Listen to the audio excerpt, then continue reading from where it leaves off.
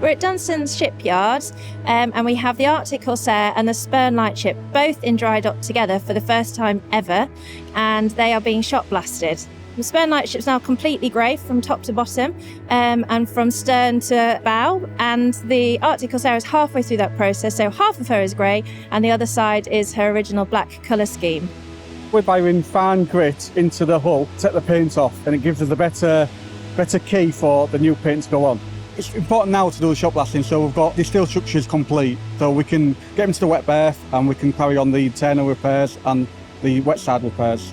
Both ships have been stripped out, so key bits of metal where it's corroded has been taken out and start to be repaired.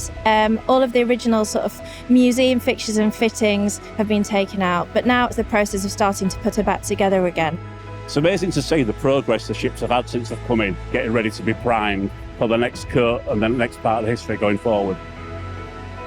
It will be a cultural cornerstone, but also it will celebrate our fishing industry, maritime history, and also remind people where we come from and actually why Hull is as it is. I was in the Corsair in 1973. I was a 21-year-old barehand, and I'm also a volunteer. Being on the vessel was hard work, but great job to be in. It's the camaraderie of all the fishermen being together, all getting on together. It's fantastic what we are doing with the vessel, how we're preserving her, how we're going to look after her for the next 100 years. We're in that amazing bit that they'll start to look their best again.